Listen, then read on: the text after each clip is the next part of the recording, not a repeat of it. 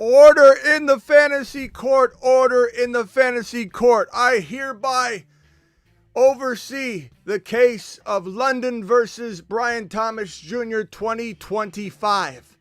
We will have 4 people on the London side. 4 counselors will call in and 4 counsels from the Thomas Jr. side. I will not have any talking, chattering, or any sort of wildness in this court. Okay, this is a serious matter. The Fantasy Football Show, BTJ, Brian Thomas Jr. Show, begins right now. Live from the FantasyFootballShow.com studios. It's the Fantasy Football Show. Live! Monday through Friday, 8 p.m. Eastern. Smitty is also...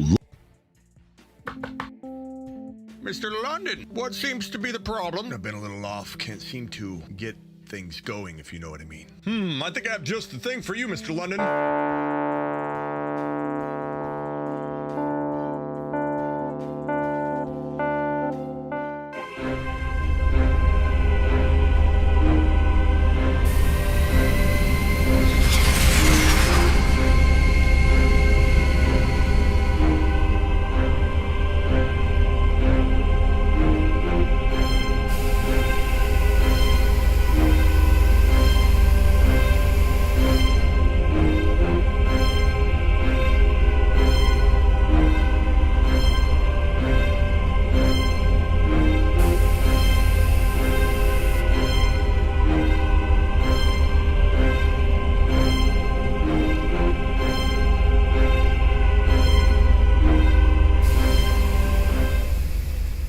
We are here to decide the fantasy football fate, potentially ADP fate.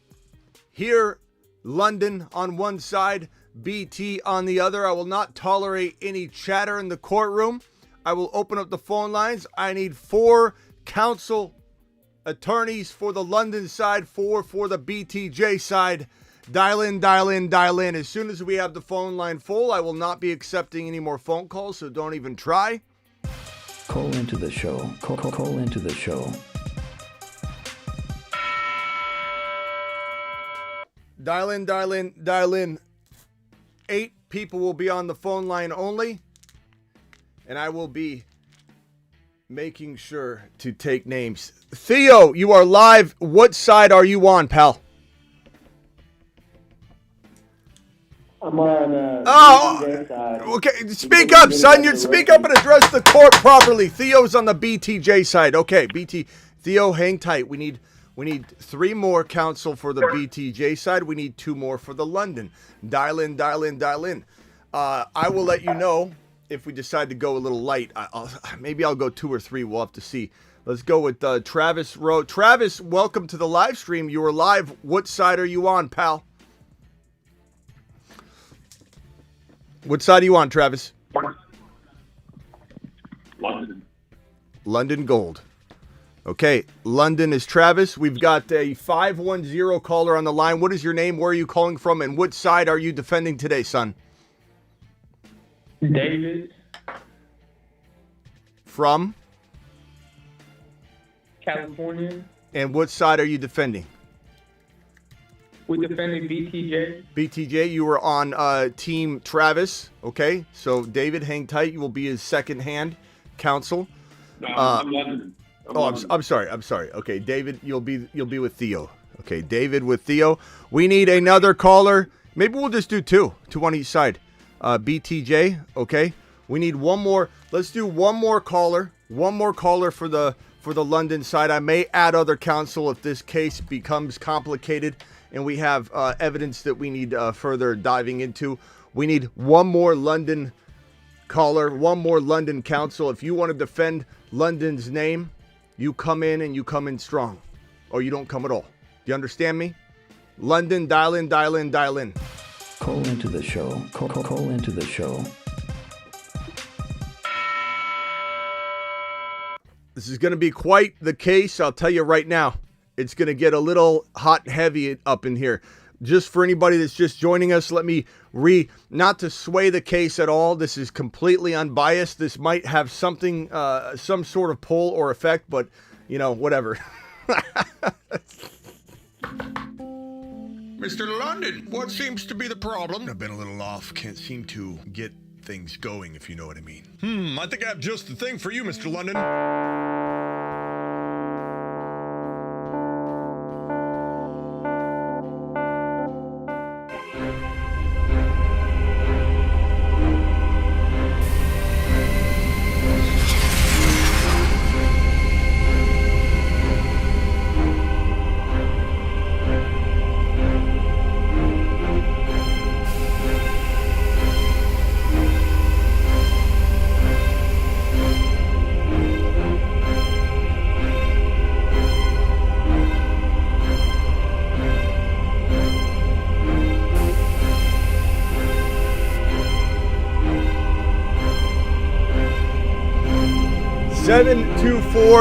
724, what is your name and where are you calling from? You will be defending with Travis the London side of this conversation. What's your name and where are you calling from? Hello? Good Lord. No, we need better than this. Bro, what are you doing? Are you prepared? Is this your first day in court? Who is this? 724, what is your name and where are you calling from? This is Clint from Pennsylvania. Okay, Clint from Pennsylvania. You'll be on Team London with Travis. Travis, this is Clint. Clint, this is Travis. Okay. Okay, so Clint from Pennsylvania, and you'll be defending London. Let me start off with the BTJ side. The Londonites will have a closing argument since the BTJites will be defending the BTJ side. You'll start off. Go ahead, Theo. You are live, young man. Please present your opening argument. You have 60 seconds. Go.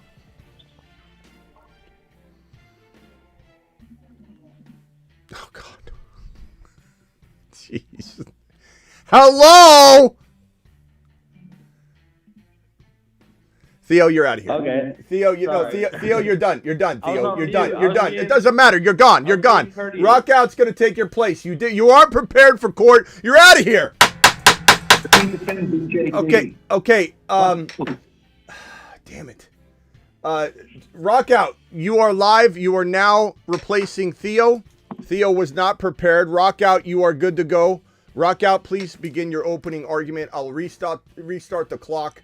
You have 60 seconds. Go. I'll take BTJ. He's more like a Chase JJ type, and I believe London's more like an Evans type. And we have to focus on if Lawrence is going to be there and have the right office together. But besides that, I would take BTJ over London. Okay, BTJ over London. Let me restart the clock here for Travis. Let's rotate. Travis, make your case for your opening statement for London. Go ahead. Yeah, well, like Rocco said, he's more like an Evans type, which, I'll take that because every single year you get 1,000 yards, you have size, you can play all over the field, contested catches. On top of it all, he has Penix throwing him the ball. So. Okay. Let's go over to David. David, BTJ, you have 60 seconds, young man. Go ahead. Quiet. This is not even close. This is not even close. BTJ by a long run. He did this as a rookie. We don't see rookies do this. If Martin Harrison Jr. put up this type of production, we would be calling him like top 5 pick next year. Just because BTJ, people are underestimating him. Drake London. It is time for the speed question and answer It's segment. not normal. He did this without preppers. I mean, that's all I need to be said. I got music playing in the back. I apologize. I'm trying to find the correct. Get a free 30-minute phone. I'm trying to find the correct music for this. Damn it. Here, I might have to create my own. I'm sorry. Okay, good. Who hasn't gone yet? We got Travis. We got who's on Travis's? Clint, right? Yes, I'm going to defend my client. Go ahead, Clint. This guy sounds serious. This is what I'm looking for. Go ahead. Now, as you see, Brian Thomas Jr. has done this with Brendan Strange as a tight end and the number 2 being Parker Washington. Now, what happens when they get a viable number a viable number 2 receiver. He's going to take away targets away from Brian Thomas, and Drake London has done it now with Kyle Pitts, Darnell Mooney, and other quality receivers.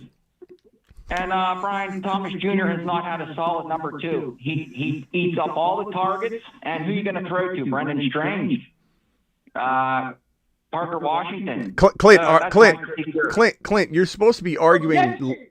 You're supposed to be arguing London. I am arguing London. Okay. London is the better player. Okay. I'm sorry. You were talking about BTJ consuming all the targets, though. Isn't that what you just said? Yes, but who's going to consume the targets when you have Brendan Strange as your tight end and Parker Washington? You have nobody to throw to, so of course you're going to make Brian Thomas Jr. into a target hog. But once he gets a viable number 2, do we need to replace this attorney? Is he throwing the case for BTJ? If it doesn't fit, you must acquit, and Brian Thomas does not fit but wide receiver. Okay, let me go. Let's get some more evidence in here. This doesn't sound.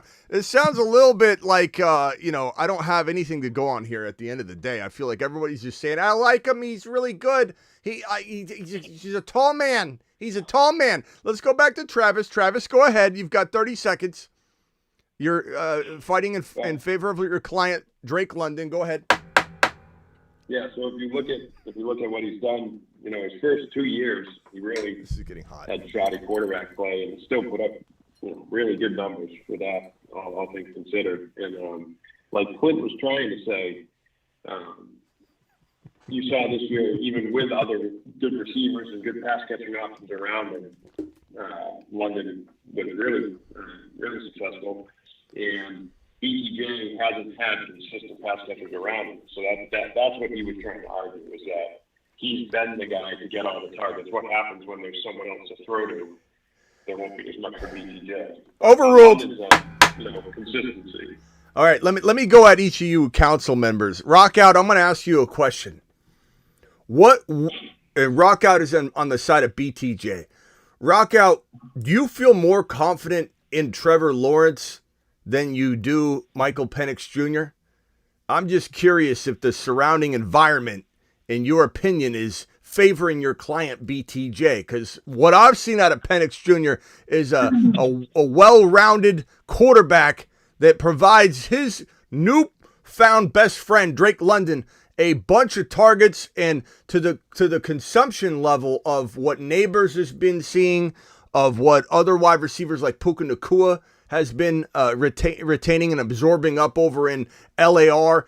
Tell me why we should be confident in Trevor Lawrence and a new coaching staff coming in. This is what, his 4th coaching staff practically? Tell me. Rock out. I think the fact Lawrence will have a better offense than what they had in the past, and the fact BTJ been balling out with basically no quarterbacks at all, I think that could overkill it, and he's a more deep threat than London. The evidence that Rockout is it's evidence 5B for the London side of this case. Basically, what he's saying is this guy's been matchup proof. And when Cousins is what Rockout's been presenting, and I'll let Clint come in and try and defy this, but what Rockout's evidence that he's presented is factual. This man has lost his quarterback and retained his value. This man kind of vanished for a little while under the command of Kirk Cousins in that pathetic passing attack that Kirk was cranking out, and then London reemerged. What guarantees, Clint, do we have that L. London can do what Thomas does if Penix Jr. goes on a little mini vacation? Well, the thing about it is Brian Thomas Jr., again, is the only person who can throw the ball to on this team, who can make a catch. Now, some might say, look at the talent. But you have to understand one thing. When you're playing with a bunch of practice squad players, who else are you going to throw to? We have Drake London, My client, Drake London, was he was recruited for 2 sports. He was a 2-sport athlete. Now, some will say that doesn't make a difference, but it's in his pedigree. He has Penix, and he has proven now that he is just a superior talent to Brian Thomas Jr. because he's better. Okay, the real good evidence there. David, go ahead. David, defend your BTJ client against what Clint just threw at you. And I keep hearing Clint. Part of me as a judge needs to make sure that we don't have a potential, I don't know, disruptor on the London side of this, because he keeps saying things that back up BTJ once in a while. And I'm really concerned for my London client, because I'm the judge. I'm supposed to see objectivity here. I need to make sure. Clint keeps saying, no, Clint, you keep saying things like target hog, that BTJ, who else are they going to throw to? He's the only guy there. You keep throwing things out that make me think you're a mole planted in here from the BTJ side. So clean it up, counselor. David, go ahead. Your Honor, I have to come back and say, once again, this is not close. BTJ outscored Drake London in his rookie year. And they keep bringing up this argument, if he gets pass catchers around him, will he be as good? Jamar Chase was suffering without T. Higgins. That would only help Brian Thomas Jr. Brian Thomas Jr. is a locked-in top 5 wide receiver next season. Travis, go ahead and you have a rebuttal. Well, I was going to say the Jamar Chase thing. Jamar Chase, his numbers are actually worse with T. Higgins on the field, so that you can't necessarily say that when he gets better pass catchers around him, that he'll be a better receiver and put up bigger numbers. But I think London is near the top of the league, if not top of the league in contested catches. He can play all over the field if we need him to. Very much like, Evans going deep with it. But, I mean, and then at the end of the day, like you mentioned, Penix throwing him the ball is going to make all the difference in the world. And your question was, what happens if Penix gets hurt or something happens to him? Well, it probably won't be Cousins. And if you look at the numbers, Cousins couldn't make a throw past 15 to 20 yards this year. So unless London was just running short routes all the time, then no one was going to succeed outside of that range. We've got be a more confident backup. We've got a surprise witness that has entered the phone line. His name is Kevin. Kevin, what side are you a witness for? Are you pro-London witness or are you a BTJ witness? I love both of them, but I'm pro-London. Okay, so so what have you witnessed that you would like to confess here to the court, Kevin, in favor of London? Michael Penix Jr. So Brian Thomas Jr. and Drake London are both uber talented, so you got to count out the talent. What I'm looking at is Michael Penix Jr.'s flash. And most quarterbacks are known notoriously for making monster year 2 leaps. So Michael Penix Jr. can have one of these like 4,000, 5,000 yard passing seasons, and you're getting the wide receiver, the one on that offense. So that's easily double-digit touchdowns, 1,500 receiving yards. Plus Drake London's in a division with the New Orleans Saints, Tampa Bay Buccaneers, and Carolina Panthers, which are 3 of the worst defenses in the entire league, where London can absolutely shred those defenses. So he's more likely to have the easier schedule on top of that as well. And when you have 2 elite talents in them, you just got to look at situation. But where I do kind of like BTJ is if they do get a Ben Johnson, we're having a different conversation. Whoa. Okay, Kevin, you got to. Kevin, you're out of line here. You're out of line. All right, real quickly, let me just make a point here. Kevin's a witness.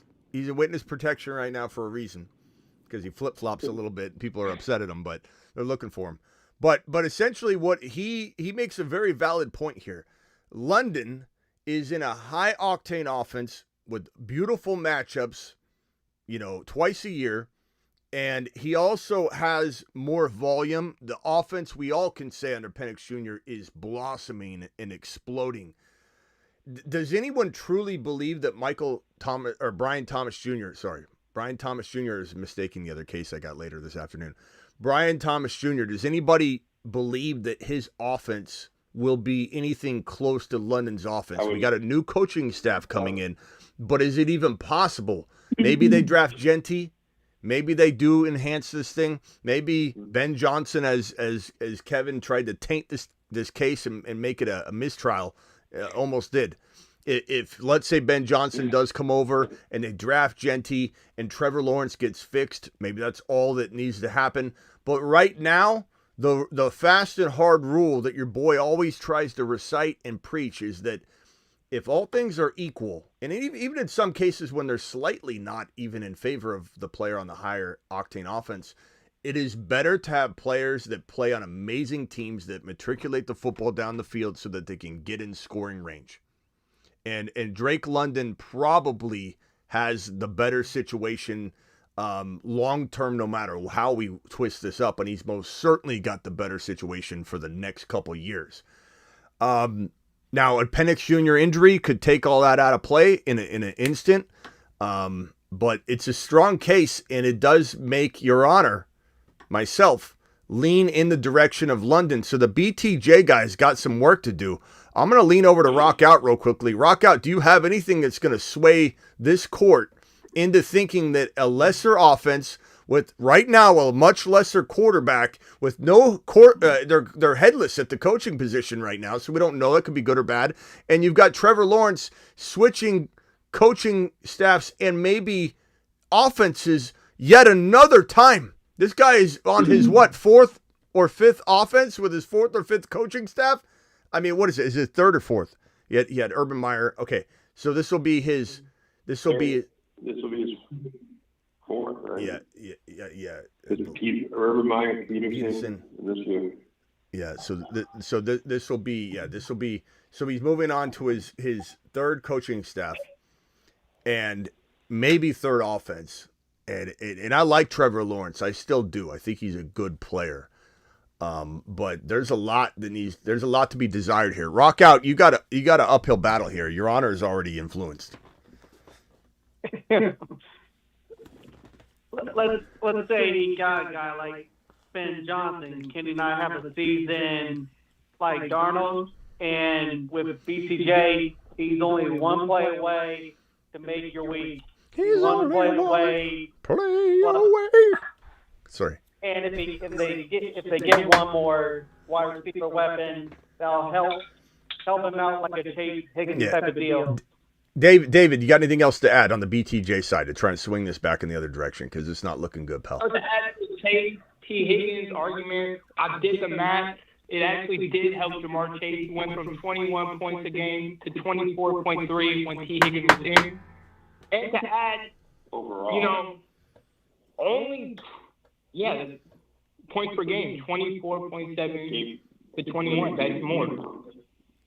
But to add, though, 12,000 yards and 10 touchdowns. The only other rookies to ever do that are Jamar Chase, Odell, and Randy Moss. Brian Thomas is in a different talent level than Drake London. It's just simply not close. Drake London's been in the league for 3 years and couldn't even outscore a rookie. What evidence do you have to support that claim? I got a rebuttal there. Of what? That Brian Thomas Jr., you got to have evidence for that, is just a much more, what would you say, superior? Talented? Yeah. I don't know how you get there without evidence, because London has always been thought of as a top 5 potential wide receiver. Brian Thomas Jr. is definitely in the conversation here, but Brian Thomas Jr. is a top 5 wide receiver in his rookie year. Well, that is hard to argue. Well, what do you finish? What do you finish What do you finish with at the end of the day? Let me pull it up. The exact finish. Brian Thomas Jr. Your Honor's double checking your work. Leaders, wide receiver. He was. Let's see here. Let me go into the Mars Man League. Mars Man League players. leaders, wide receivers, season stats. Brian Thomas Jr. was wide receiver what? 4. He was 4.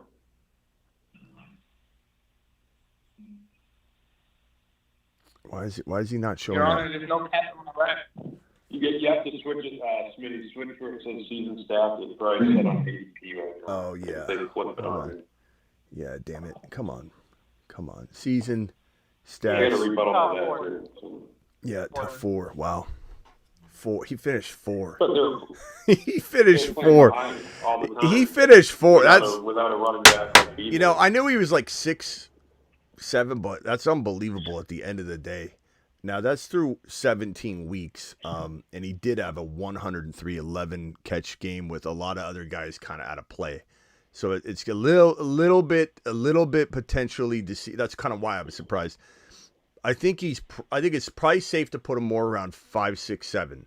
I think expectation-wise. But look, I mean, he did what he did without a consistent quarterback situation. So what we have evidence of with BTJ is that he's situation-proof. He's quarterback-proof. London is not. Now, maybe BTJ was given Kirk Cousins, he would also have fallen off the map because let's be real. Cousins had 0 touchdowns in like the last 4 games he played, and then I think he threw 1 touchdown that next game.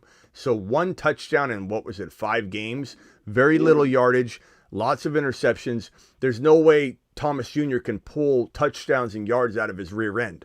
So it does matter. Kirk Cousins was a hindrance, and it's hard to judge London when Cousins wasn't producing any numbers at all.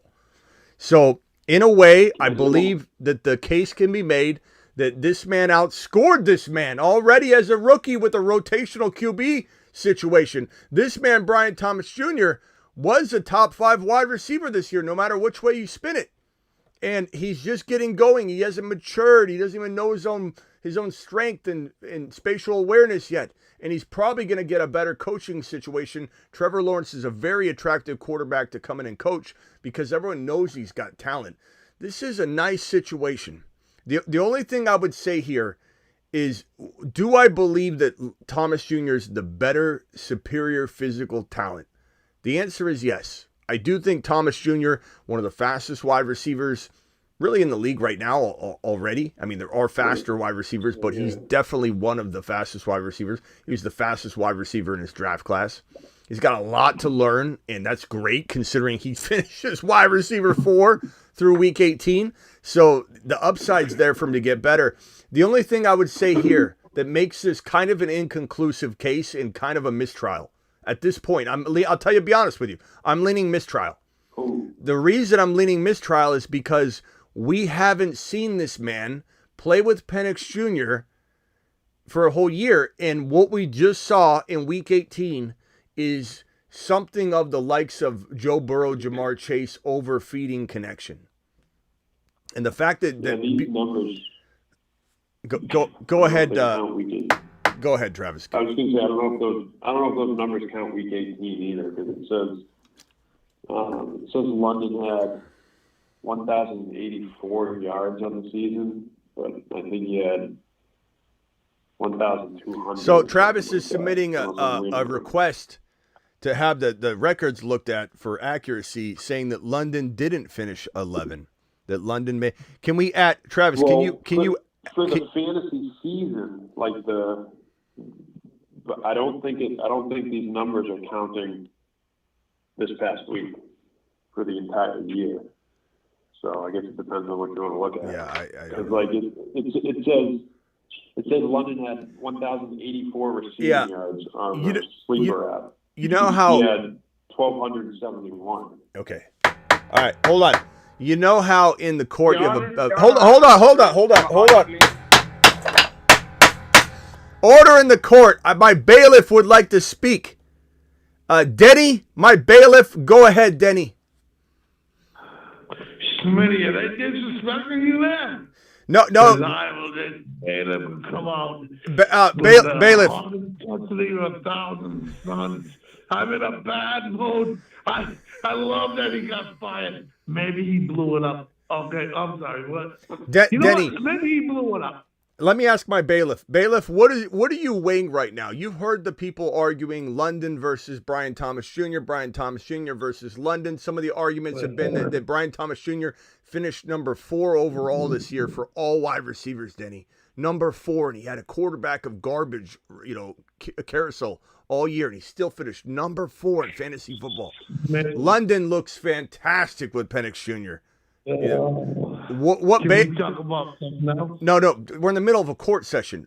Bailiff, what do you? Yeah, London. He's all right. He gets a pass. I love London. He's all right. Oh my God, my bailiff doesn't even know what's my bailiff doesn't even know what's going on. Denny, I need you to vote. Who's the better player moving forward, Brian Thomas Jr. or Drake London? Point line? Okay. Denny, you're calling into a court session and you don't even know what's going on. You're in the middle. You're in the climax of my decision on who I'm gonna rule on, and you call in without even watching the show. You don't even know what you're doing here. I need you to tell me, as my bailiff, the responsibility that you have to watch the show before you call in is critical. I need you to make a. You want me to? I need your advice. I need your advice. I'm calling in completely unaware and as my bailiff, Denny, cast your vote. Cast your vote. It's a kangaroo glut. Who said that? I can't believe he's swaying my bet. Denny. Final. I got to hang up on you because you're interrupting the court case here. Give me your vote as my bailiff. London or Thomas? London or Thomas? Go. Thomas. Okay. If you mute yourself, you could stay. If you don't mute, though, if I actually hear you, I got to hang up on you. So mute yourself real quickly. All right, closing arguments. Let me go over to David and Rock Out. David, you've got 10, 15 seconds. Rock Out. As soon as he's done, you finish it off. 30 seconds combined between the two of you. Go, David. Hurry. I mean, there's nothing left to be said. The greatest analyst ever, Denny, said Thomas. Closing argument. Okay, Rock Out. Close it out. I didn't go with the superior talent. I know they're both good, but I picked the superior talent. Okay, superior talent argument. I can't say I deny that this man does have more talent. The reason I'd say that again is partially because he's still learning the game, and he finished 4, and he was QB proof. I mean, this is really a tough call. Go ahead, Clint, and then Travis, close it out. Clint, you got 15 seconds, and then Travis has 15. Go. Drake London is just getting warmed up. He has not hit his ceiling. And people will soon find out that Drake London is the superior choice statistically and for your fantasy football team. All right, Travis, go ahead. Last 15 seconds. Yeah, so just to know, if you count week 18, their numbers were very similar, almost the same. And then if you look at the second London gets Penix, like a legitimate QB, in 3 games, he goes on a almost 2,000-yard pace. Hard to extrapolate that data, but it's important to at least acknowledge it. I think what we need to consider here is there a world where this man is Brian Thomas Jr., a top 5 wide receiver consistently, and is there the same world? Is it possible that this man is even better than that, and they both are top 5, 6 wide receivers? Hard to say. I think this has really been a mistrial. I don't think I have enough evidence. You guys started out pretty sloppy, I'm going to say. This court was a little bit disappointed. You guys came in strong, started using facts and numbers. But I would say that, there's no way to really cement home this argument. The only thing I think you could say is that at the end of the day, we haven't seen what Drake London can do.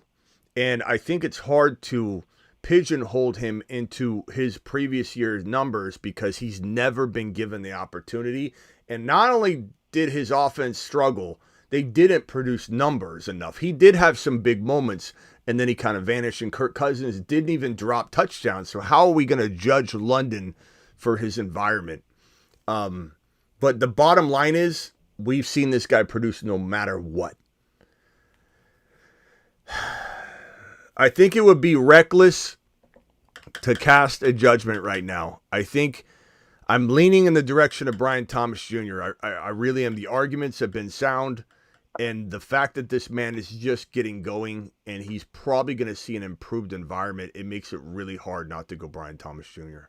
But I'm gonna say it's a mistrial at this moment unless anybody has a final statement that's going to change my mind, because this court needs something. Well, let me know when court's out of session so I can speak freely. we got a bias. We got a biased attorney. Drake London. Huh? So I got one more for Drake London. Who is this? So you can. Is this Clint? Clint. I'll go back to Drake London. So 15 seconds. So you could see most of Brian Thomas Jr.'s production during the year, or a large portion of it came when Christian Kirk and Evan Ingram went down. Those are both guys who will be healthy next year in that offense.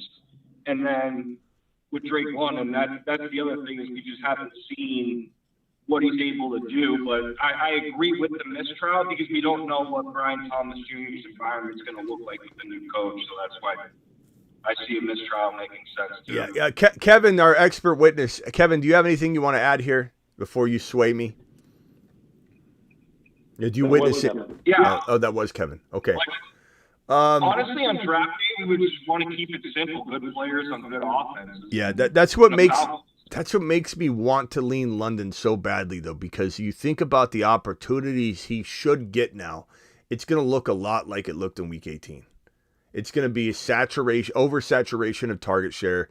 It's going to be Penix Jr. has 2 or 3 touchdowns. London is sure to have one of them. We do know that he gravitated toward Mooney a lot, and then Mooney got hurt. So there's that aspect too. Like, London did what he did in Week 18 because Mooney was injured. Brian Thomas Jr. did have blow-up games before everybody got hurt, so I'm not worried about that. I guess I would just say that there is, right now, as it stands right now, there's more of an opportunity with a new coaching staff, potentially a new system, that this guy gets tripped up more than this guy gets tripped up. London probably gets tripped up a lot less likely that Brian Thomas Jr. could have a sophomore slump easier than London could fall back down to earth. That's going to be kind of my initial assessment here, is that he's going to go through a whole bunch of change as a sophomore when sophomores have sophomore slumps. And it's just, it concerns me a little bit because we don't know what his offense is even going to look like. So if I had to decide right now, I think I would slightly lean in the direction of London, because we know what he's currently in now, and it's amazing. Brian Thomas Jr. has got to do it all by himself. And at the end of the day, my advice, as you just alluded to, is always draft players on great teams.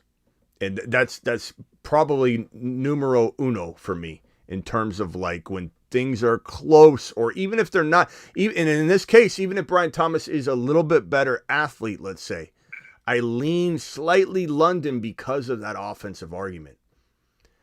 So we'll have to play it by ear. But the bottom line is, these are both high-end, be like top of round 2 potential draft selections, maybe even bookend 11 or 12, so first rounder, maybe 11 overall. Maybe Brian Thomas Jr. starts going in the top 10. He certainly could. But these are very easily arguable 12, 13 bookend players. You could almost draft them both. So, my conclusion. Yeah, court is out of session. I sense we have the mistrial. I deem a mistrial. Another reason I deem a mistrial is because I just was alerted by one of the council members. I think both council members, Clint and Travis, were not focused on this case because they both like BTJ better. That is kind of what Mr. No. Go ahead, Travis. No, I don't want to. Go ahead, Travis. Hold on, guys. Order in the court. Travis, go ahead. I just didn't want to say anything, in BTJ's favor if I'm still arguing for London. At the end of the day, I think it is splitting hairs, and I think what we're looking at is, like you said, while BTJ might have the edge a little bit athletically, I think there's a really good chance that, and I've thought this since he was drafted, that London just every single year is like a Mike Evans, where it's like it could be 1,000 yards, it could be 1,400 yards, whatever it is, and he's looking at double-digit touchdowns or close to it. So he may not go in the top 10 every year like a BTJ might climb into, but every single year you just throw him in and you know what you're going to get from him. Yeah, I think. And then on top of it, if the offense proves to be what we think it can be, the consistency is just going to be ridiculous from London. Yeah, but it's splitting hairs. I just didn't want to say that. I think if we put Brian Thomas Jr. in Atlanta at the beginning of the year, and he had to go through what London had went through, and if Brian Thomas Jr. had to go into 2023 with Arthur Smith and go through that year, I don't think we'd see him produce. I think people need to understand that he may have produced with a carousel of quarterbacks, but the offense was catering to him stretching the field and getting good targets regardless, even though they weren't all catchable.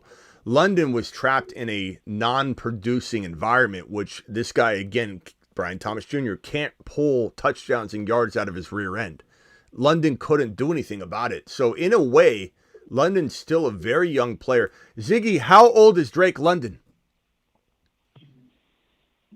Ziggy, how old is Drake London? I want his birthday. Drake London is 23 years old. 27. July 23 July. Ziggy, how old is Brian Thomas Jr.? Drake London is 23. Brian Thomas Jr. is 22 years old and was born on October 8, 2002. I mean, they're a year apart. Right. So at the end of the day, we could say he's doing this as a rookie. London's still right there, and London didn't really have, you could say, a full 2 years previous of good production. So, I don't know that I'm judging him for not doing it right away either. His situation just wasn't good at all. And Brian Thomas's was quietly good, even though it was very spotty and rotational and all that.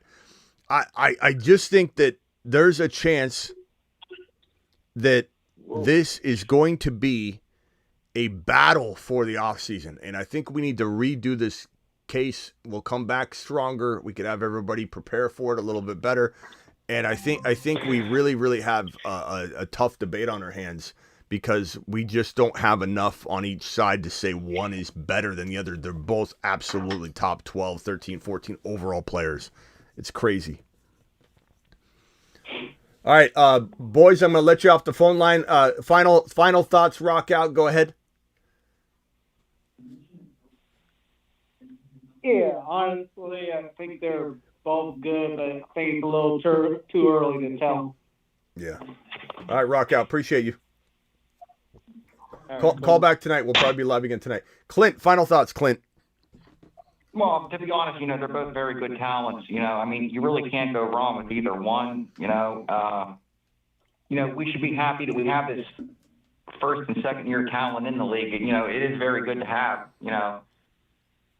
So let's enjoy the game and be happy we have this talent. Gibbs, Bijan, Brian Thomas, Ladd McConkey, Bucky Irving. Yeah, that's great, bro. All right, Clint, thank you. Clint will defend anybody.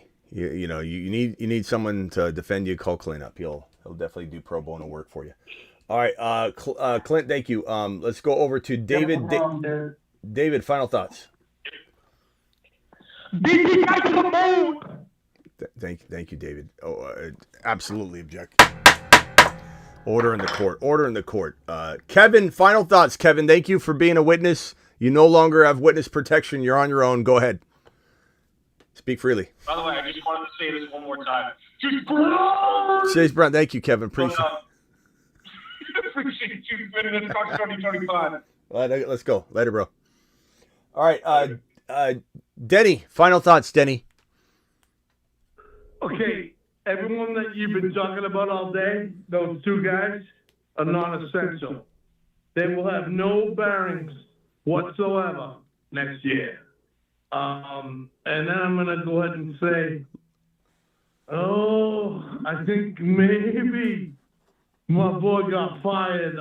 Maybe he thought he was going to get fired, so he blew it up and got the win so that we couldn't get that goddamn number one. First of Maybe all, he blew it up. what? Let's back up a little bit. You said that London and Thomas Jr. are both non-essential, and they'll do nothing next year. 100%. I believe that 100% in my heart, and I'm sorry that you're mad at me about it. What would make you conclude that? I'm very curious. I just want to say where they're going to get their points. London. Well, okay, London. What team does he play for? Who's his quarterback? Who's his quarterback? Penix Jr. just had 3 total touchdowns and 300 yards. It's done. Finish him. All right, Call who's the other terminated. prick? All right. He didn't even know he said, who's the other? Right when I was hanging up on him. Who's the other? He didn't even know what player it was. Go ahead. Final thoughts, Travis. I can't really match that. I'll come back later tonight. All right, later, Travis. Denny, you have 15 more seconds. I'm hanging on by a thread. Hey. Oh, what the hell happened, man? Oh, man. How do you like, how did you like, my boy? Smitty, listen to me what you could have. How do you like my boy, Joe Milton? I mean, my boy, Joe Milton. I like Joe Milton. I told you about him. I told you about Joe Milton. You did. I think he's not taken seriously, and I don't know why. If I was a team, I'd be like, let's just throw a 5th rounder at this. Go acquire him. Just see what he is. I mean, you could run him like Taysom Hill. You don't have to if you don't believe he's your quarterback. He's such a talented guy. But no teams want to take him seriously. I can't control that. You can laugh at him all you want. You can call him a joke. You can say he's a project, whatever. But Joe Milton's a player I wanted the Raiders to draft when they dropped the ball. I like him. All right, hey, got to go, Denny. Appreciate you. Finish him. I can't believe Denny said London and Thomas are both non-essential and will do nothing next year. It's ridiculous, Denny. It's a ridiculous take. We got 3 super chats here. Fernando says Dynasty PPR moving Kelsey plus a 2.5 for the 1.6. Absolutely. Go get the 1.6. Try move it up even more. Penix will release loads on London. That's right. Appreciate you. Uncle D says London will dwell in St. Brown territory. BTJ is JJ Jamar Chase, in my opinion. BTJ is sleeping giant and will be hard to kill. Pit stock rises more, in my opinion, says Uncle D. Appreciate you dropping that. I like BTJ a lot. I do. I do think Penix Jr. is better than Trevor Lawrence, but I think Trevor Lawrence, we don't know what he is yet, and maybe a new coaching staff ruins him, doesn't revive him. Maybe a coaching staff that comes in fixes him. Hard to really say. All we do know for a certainty is that London is going to mother freaking Saturn. That is not something you can debate. Mr. London, what seems to be the problem? I've been a little off. Can't seem to get things going, if you know what I mean. I think I have just the thing for you, Mr. London.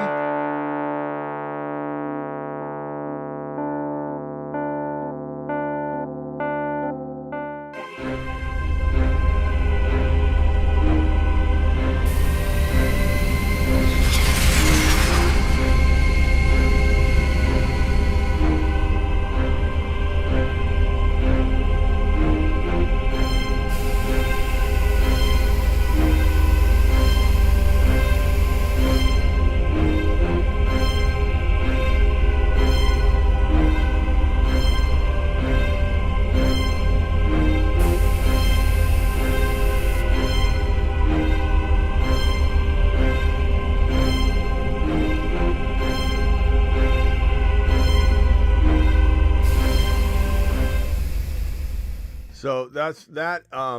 Let's get over to the bracket. I haven't done this yet officially. I started to fill out the left side on the AFC side, and I pretty much concluded this is how I feel like the AFC side of the bracket's gonna stay.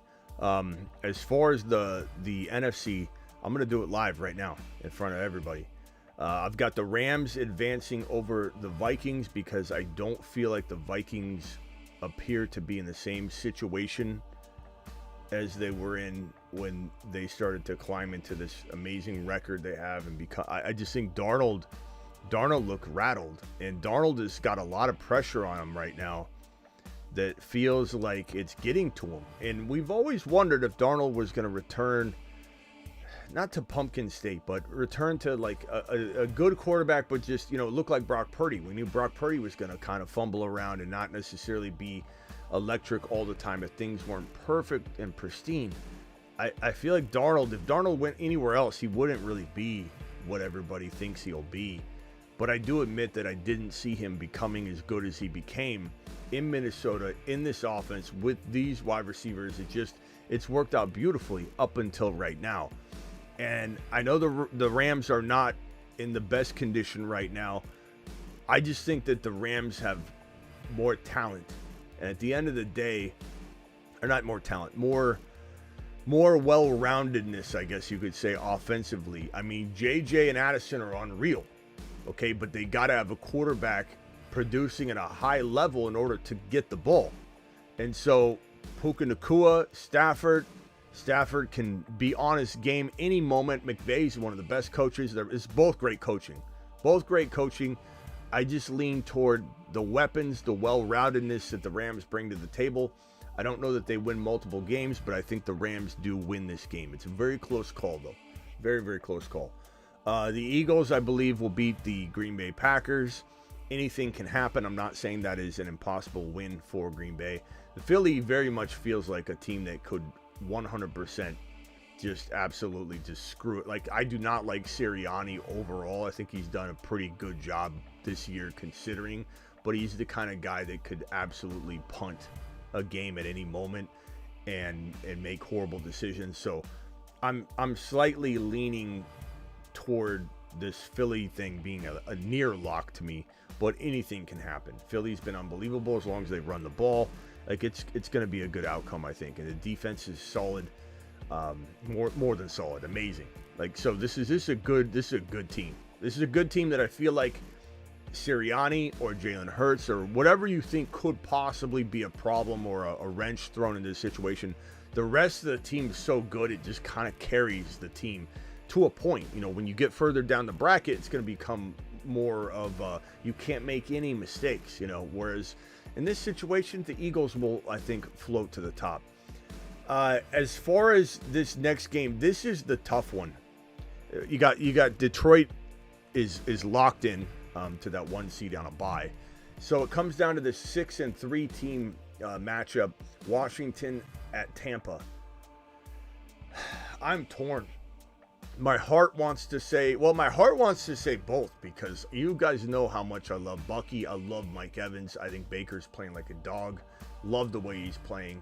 I took my lap on Baker. Not seeing Baker bouncing back to this degree. Such a good motivating presence in that Tampa Bay offense. He's played so good. I think the Commanders are there. They're still young. They still have some problems, I believe, running the ball other than JD5. I think there's a little less balance on the Washington Commanders side of this. I think if the Commanders end up winning this, it will be JD5 putting the entire team on his back. And I think it's possible. And I'm making it very abundantly clear that I could change this walking into the games. And I don't lock this in yet. This is I'm spitballing this. This is my first take. This is the first take, Freddie. I reserve the right to change my mind. Right now, I'm going to lean balance. I don't lock this in by any means, but I think Tampa probably wins this game. There's so much talent. Washington they're look at what they've done. I mean, to come in as the 6th seed here, to be where they're at, to be in the playoffs, it's an amazing feat. And JD5 could go out swinging, play very well, and still lose this game. I'm going to lean on the Bucks winning this game, but by a touch. And again, I am subject to change this. This is not locked in yet. This is my first take. Once we get to this next, let's see here. We got Detroit. Do I have a Detroit? I don't think I got to take a screenshot of this right here so I can put it on screen. Detroit. We're going to have Detroit advance past the Rams. Again, the Rams they're good enough to win that first game, but I don't think they're beating the Detroit Lions. The Lions are just absolutely well-rounded. Good coaching that could screw up the final game. Maybe not. Like, you know, this is a team that, again, you have one problem, the rest of the team carries it. The Eagles and the Lions are so well-rounded. They got to have multiple problems in order to lose a game. So that's why I lean also Philly unfortunately beating the Buccaneers and our boy Bucky Irving. And so it comes down to the two teams, Detroit and Philly, who have the most well-rounded teams that can carry one another when things go awry. At the end of the day, I think the Lions upset. Well, they're not really upset. They're actually the Eagles are the dogs, but I think a lot of people think Philly's going to beat the Lions. I don't. I think it's going to be a battle. I'm going to go Lions, KC, and I'm going to go. Jeez. I want to say the Lions. I really do. Where's my? I need to grab this right here. Let me borrow this. Let me go back to the bracket. I'm going to go KC Chiefs win their third Super Bowl in a row. And then we start talking about how great this man is, known as Patrick Mahomes. It's going to be a close. This is my rough take bracket right here. Rough take, first take Freddie right here. KC versus Buffalo. Ravens could easily be my pick on the left side a couple days from now as I evaluate it more, but I do think Buffalo versus KC and Detroit versus Philly. That's going to be my take as of this moment. Tough call. Very, very tough call. 85 would be unbelievable.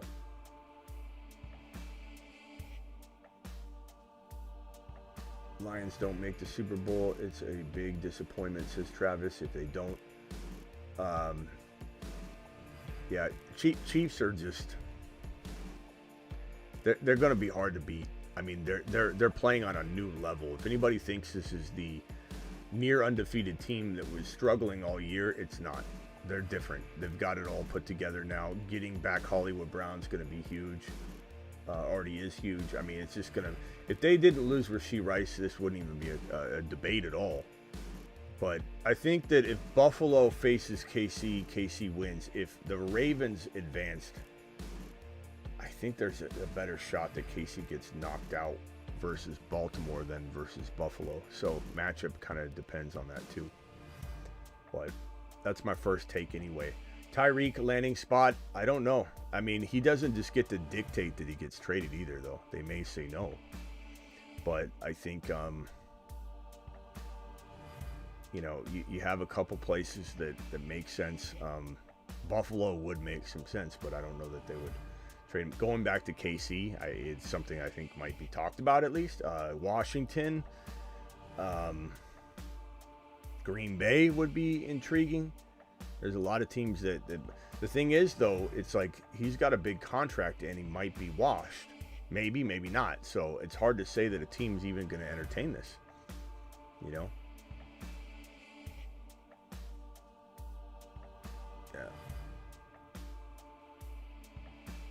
That is all we have for today. I'll be back tonight. Appreciate all of you. Appreciate every single one of you. Get buckied.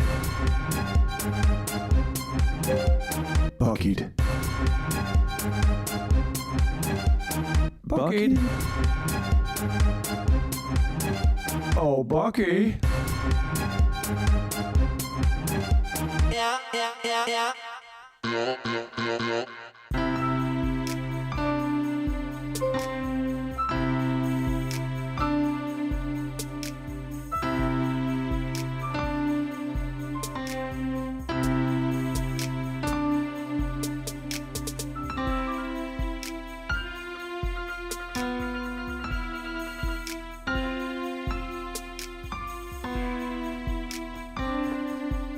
I gotta restart my computer. Nothing's working. All right, see you all later. Appreciate you.